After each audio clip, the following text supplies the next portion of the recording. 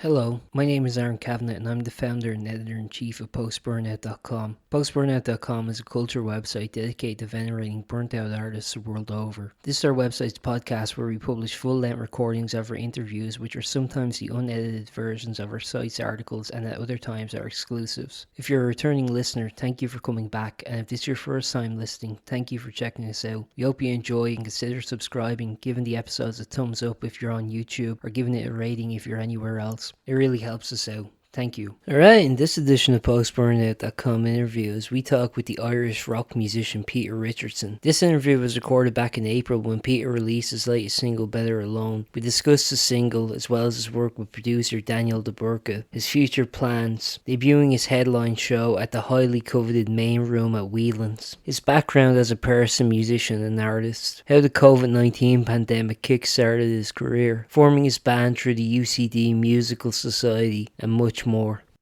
Hi Aaron, how are you? Hey Peter, how's it going? Great. Sorry I'm late there. You lost track of time a little bit. It's a bit of a chaotic morning. Don't even worry about it, man. It's grand. It's nice to meet you. Yeah, absolutely. Same to you. Thanks for reaching out. Delighted to be doing this. Perfect, man. Yeah, I won't take up too much of your time. I guess the first thing I was going to ask quite simply was just, my understanding is that like you've been playing music since you were 15 now, almost a decade. Does it feel that long? Because I know like the actual, your actual career as it is now kind of started in like 2020. Obviously, you've been doing it kind of prior to that. So does it feel like you've been at music as long as you have? I think so. Like I've been playing music since like I grew up in a really musical household. And I think since I've been actually playing, I started piano when I was like 8 or something. And I just remember my parents were always great for pushing us. Well, they thought it was great, but pushing us to kind of perform in front of anyone who came to the house. Like I remember one time when I was younger, I always tell this story. When I was younger, myself and a few of my friends got mugged when I was like 10 or something, and the guards came to my house to take a statement for me, and my mum ended up, because at the time I was doing piano and singing, and my teacher had told my mum to encourage me to perform in front of everyone. So the guards came to my statement and happened to see piano in the corner. My mum was like, "Oh, would you like? Do you want to hear Peter playing piece?" So there's little 10-year-old Peter, terrified out of his life, singing to the guards who come to the house. So I think from a fairly young age, I got used to performing in front of people. So it feels like something that I've been doing for, at this stage, it feels like something I've been doing all my life. Um, but in terms of, releasing stuff, and, like shows or whatever, a lot of it still does feel quite new.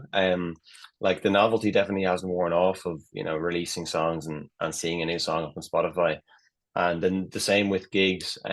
For our live shows, we tend to do, make them a bit rarer. And I'm kind of I think, kind of a quality over quantity kind of thing is what Mhm. we've been doing. So we've played a few big shows, like the main room in Whelan's was our first one, and I've played a few good venues around Dublin since then. But we've got one coming up in Grand Social, which is only going to be we're doing our headline there, and that's only going to be our fourth gig that we've ever played as a band, which is interesting. So that whole part of it still feels like incredibly new and exciting.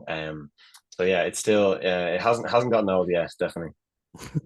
Actually, I want to ask because, like, I was noticing the kind of timeline when the project started. I mean, 2020. So, I mean, was the kind of the impetus, I guess, to kind of start the project? Was it born out of the pandemic, or is that just coincidental timing? Well, I think I had definitely wanted to start it for a long time, like before then, like all through my first 3 years in college, was kind of waiting for the right moment. But I didn't really want to do it. I knew that I didn't really want to do it unless I could kind of fully commit, at least at the Mhm. start anyway. I'm juggling lots of things now. But I thought, with the songs that I had, I wanted to be able to properly, give it my all and do it justice. And with juggling college, I was doing science at the time, all this kind of stuff. I didn't feel like I could, properly throw myself into it. So I think the timing was just the right thing, which was then suddenly I had reached a stage where I was ready to start making things, and then suddenly you get this government mandate that you have to stay in your living room Yeah. for a year. And I was like, okay, now is the perfect time. And I've been writing for years since I was, like 12 or 15, like I say, but hadn't recorded anything at home. So that was a great time for me to like start finding my feet. And it took quite a while because I was doing it all on my own at the start. Recording like the first songs.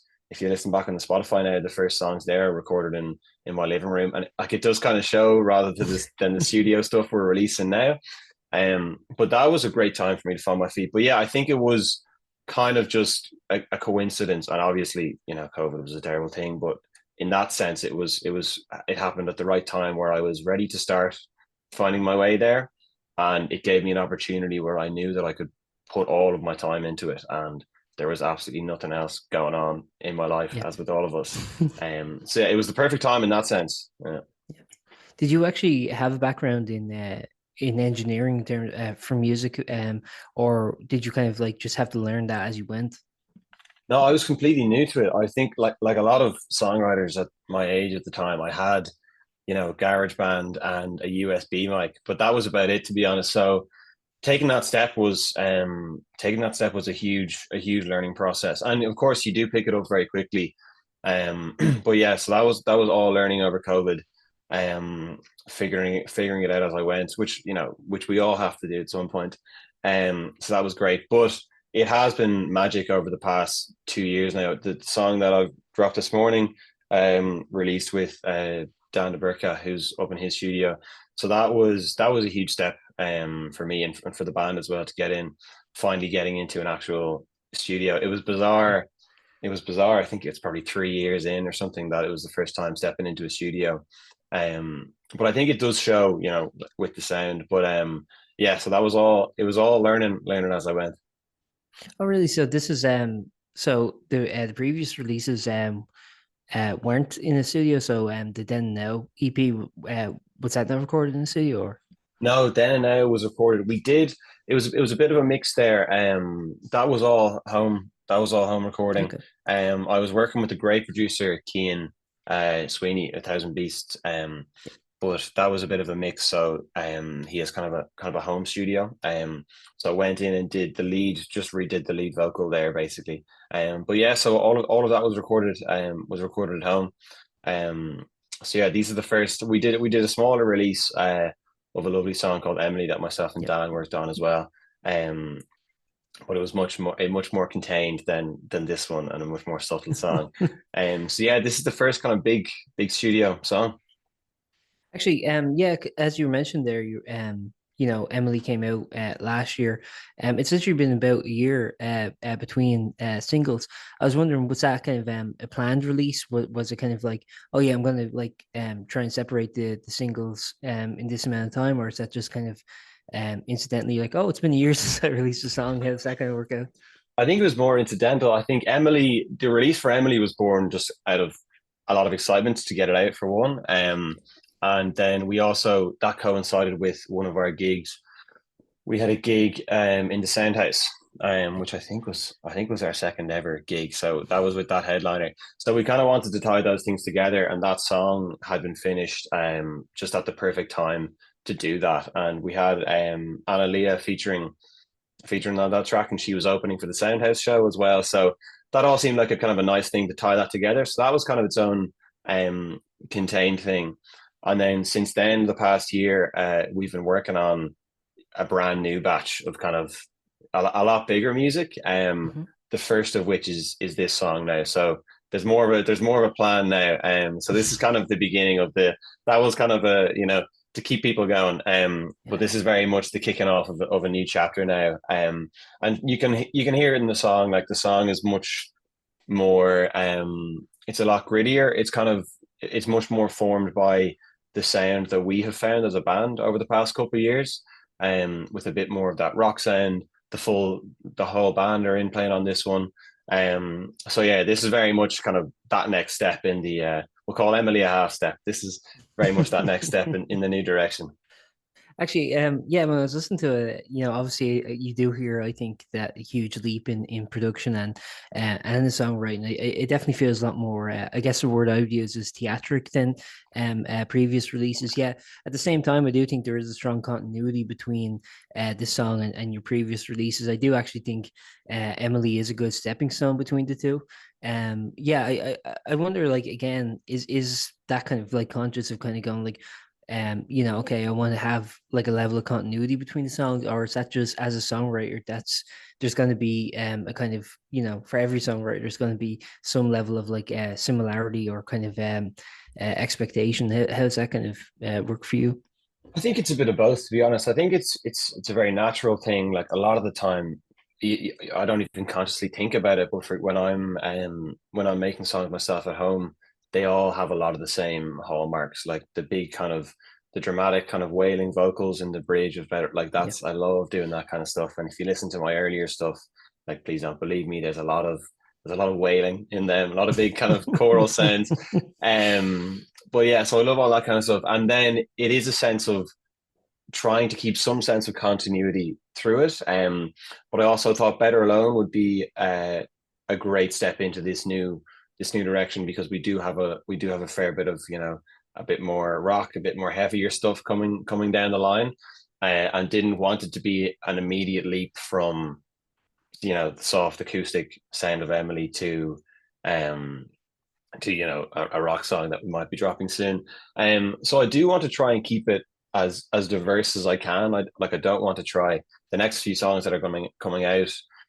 You could consider them different genres, but it'll be a very different sound for all of them. But it's a tricky thing of trying to. I definitely don't want to limit myself, but also we don't want to be dropping completely. It does need to sound like it's the same artist. So I think Sure. it's definitely walking a fine line between making them all different and unique and interesting, but also keeping it cohesive as a whole, so you can listen to it and it's like, oh yeah, that sounds like a Peter Richardson song. But yeah. I actually want to ask about the producers you're working with. I mean, you mentioned Keen Sweeney and obviously Daniel de Burca on these new batches. Yeah, I was wondering, like, do you find how much do you find your music's kind of influenced by the producers you work with? And is like working with external producers something you'd always like to do for your career, or would you be interested in self-producing? Do you like kind of having their feedback and seeing what they kind of add to the tracks themselves?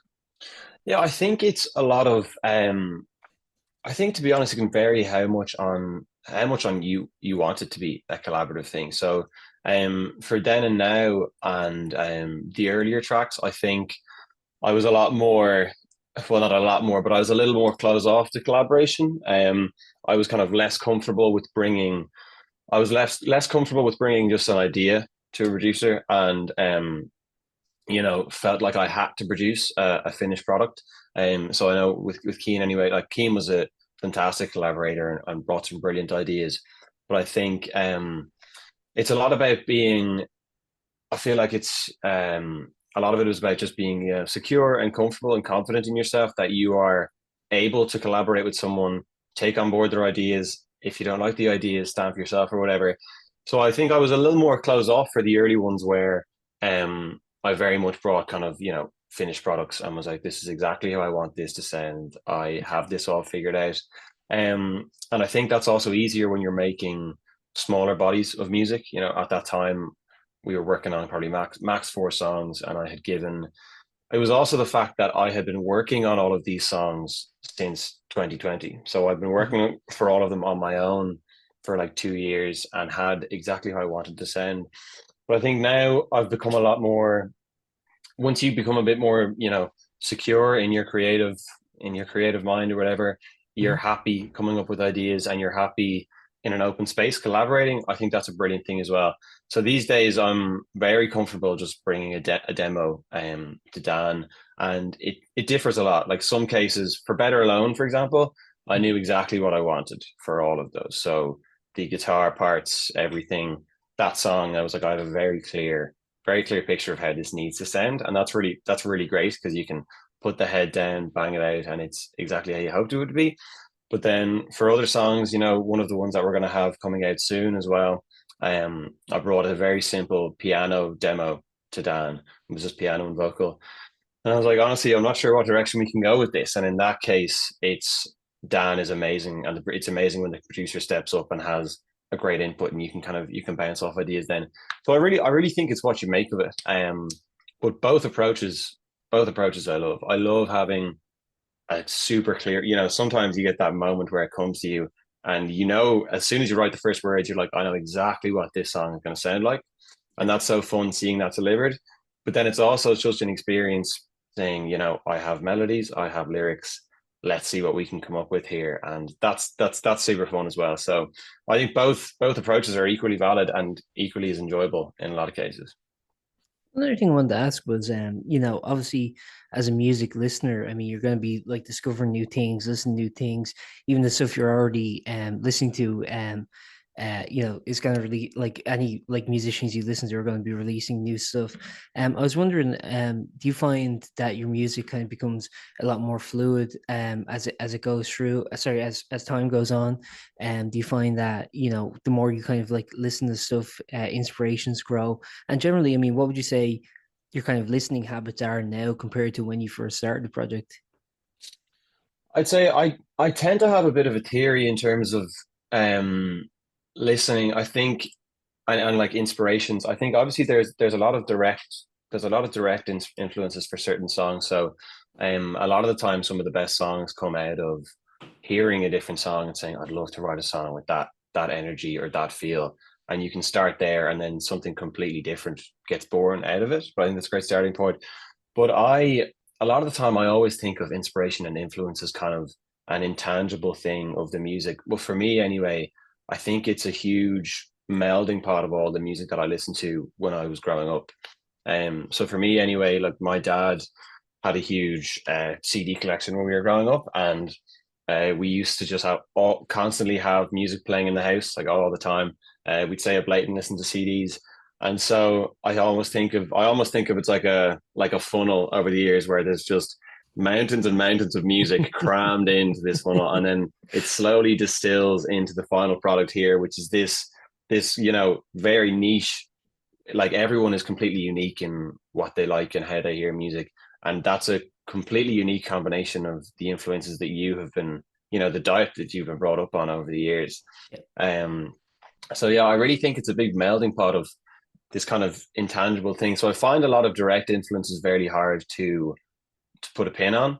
There are, of course, very clear. There's a lot of musicians that I have that I want to emulate the feel of. So, for example, when I listen to a Bon Iver song, I'm like, I want to make a song that makes me feel like this. And obviously, the vocals here. And when you're mixing and producing, I feel like that's when the influences come a lot in. But I think a lot more of a concrete influence is just, I have songs that want to make me feel like this song. And I think the emotion is where that's where a lot of the inspiration comes, I think. Yeah, I also want to ask, like, as you were kind of like mentioning, like, you know, when the project started, as you were kind of mentioning, I mean, it was during lockdown, and you were mentioning that like you were kind of like finishing up college. I think you said you were in your third year, when the lockdowns happened. So I was wondering, like, since then, I mean, obviously life is resumed as normal. People are getting on with their lives, and people have stuff going on. I was wondering, like, now.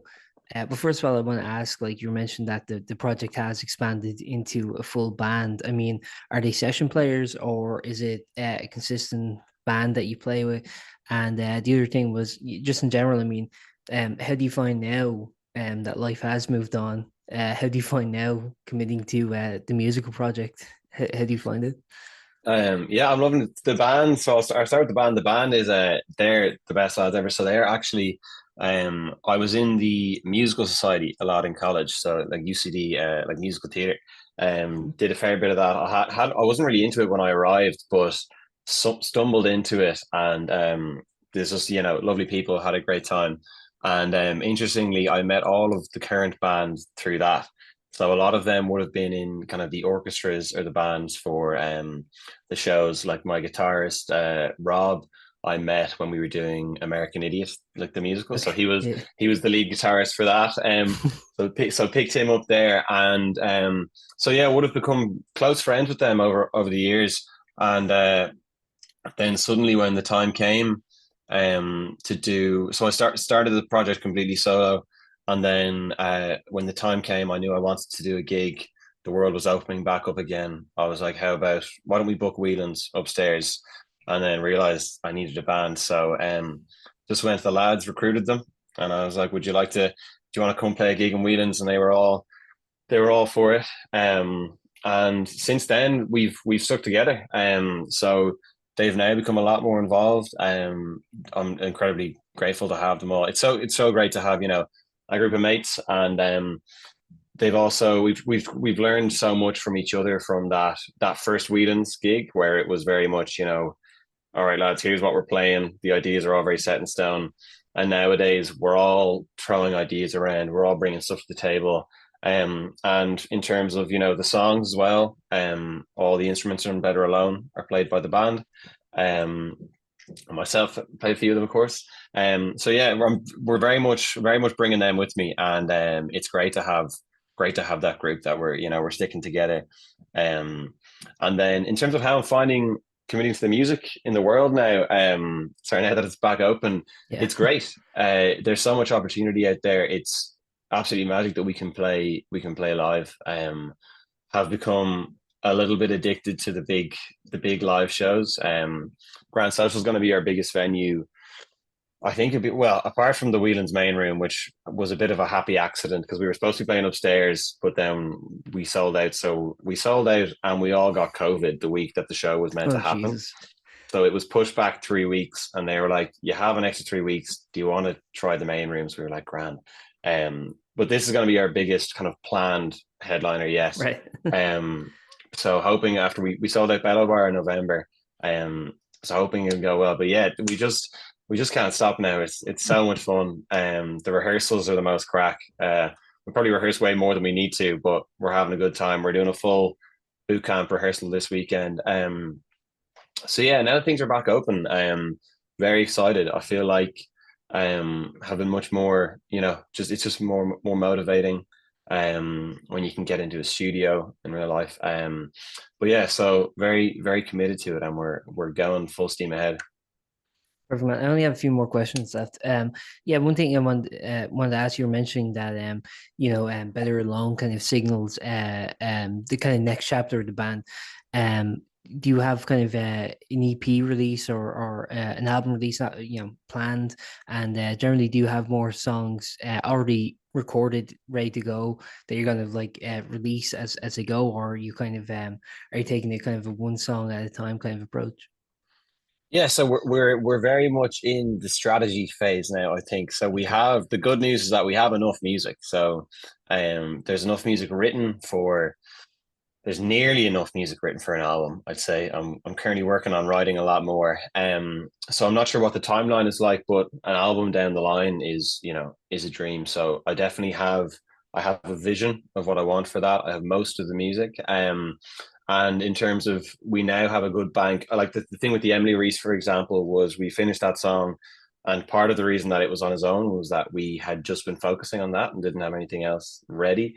Now I'm happy to say we do have a good bank of songs in the back pocket that we can, strategically use from now on. So I think potentially it's looking like an EP is probably the next step. But now once we've got this release out and the show complete, I think going to take a couple of weeks to step back, look at what we have so far, and start piecing together the grand design, if you will. So I think there's definitely more coming, but I'm not sure when or in what order. But that's I think we'll probably be working on EP, maybe aim for autumn winter around then, and then who knows however that goes. I think we do need to kind of gauge the success as well of all of them. Like you want to drop an album into a good base, a good audience who are engaged at the moment. So I think we're slowly building that, and hopefully this will take a step in the right direction. But yeah, there's definitely lots more music to come. So we're gonna figure out the fine details very soon, hopefully. And just generally for the rest of the year, then as you mentioned, you obviously have this gig coming up on May 10th. Beyond that, I mean, and potentially releasing something in the autumn winter time. Would you be interested in kind of doing more shows throughout the year? Would you be interested, maybe even if the opportunity arose, of doing like festival slots, or do you kind of have other plans in regards to, I guess, the kind of live aspect of the project? Yeah, definitely. We're working on that. I think the next live show we need to do will need to be a big event. So I think that would probably need to be tied with an EP release or something, and really something to get behind, something that we can use to grow. But it's the same whenever one show ends, we're always looking at the next.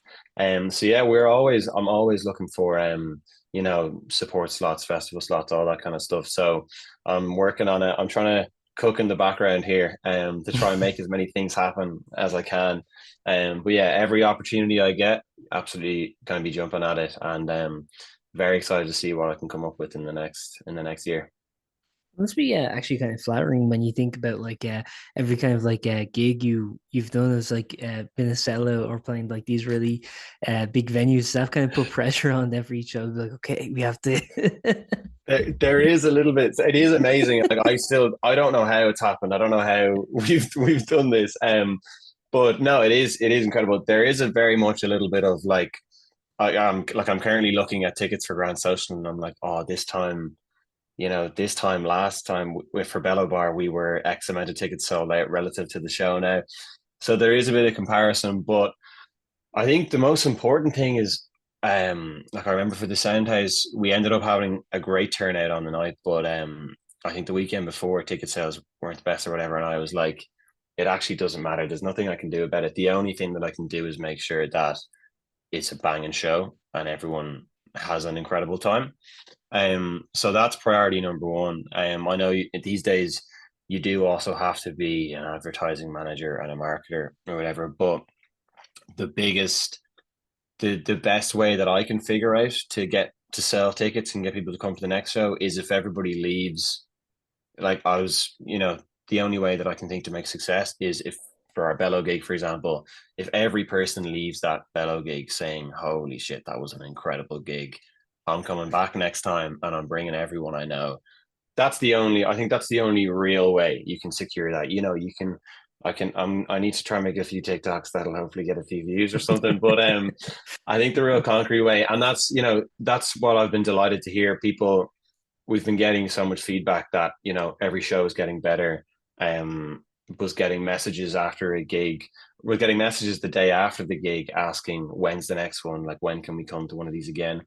So I think we've kind of accidentally stumbled into it, but the idea of making every show an occasion, making every show something unique, and something really special that people don't want to miss.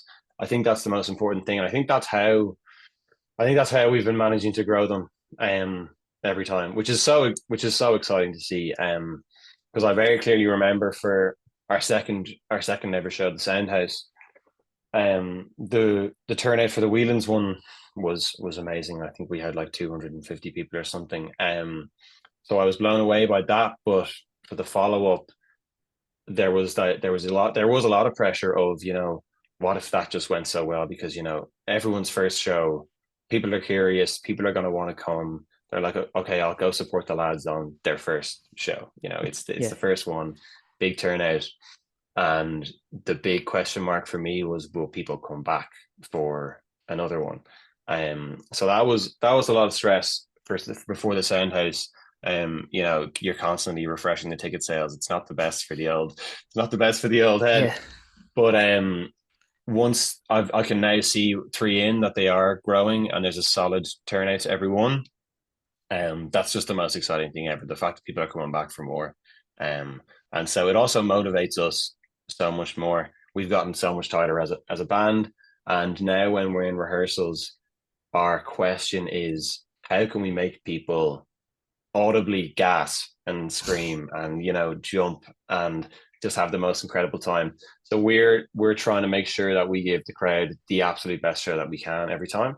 And I think that's all you can do. And that's what's the most fun as well. So yeah. That's the plan. Perfect, man. Thanks very much for your time, man. I've really enjoyed talking with you. And is there anything you'd like to add before we wrap up, or? No, not at all. This has been great. Thanks so much for having me. Been delighted to chat. Always great to chat music. And yeah, no, looking forward to what's coming. Hope people stream the new song and get tickets to the show. Yeah, Grand Social 10th of May. But yeah, no, this has been fantastic. So thank you so much. Perfect. Thanks very much, man. Enjoy the Yeah, rest of your day. cheers. You too. Have a good one. Take care of yourself. Thanks. Bye. Thank you for listening to that episode of Post-Burnout.com interviews. We're an independent venture run by yours truly, and as I said at the beginning, liking, rating, subscribing, and sharing really helps us out a lot. If you're feeling extra generous, we do have a PayPal donation link in the episode description, but don't feel obligated, of course. We've also begun releasing occasional exclusive episodes on Spotify, so subscribe there if you'd be interested in hearing those. Thanks again for listening, and see you next time.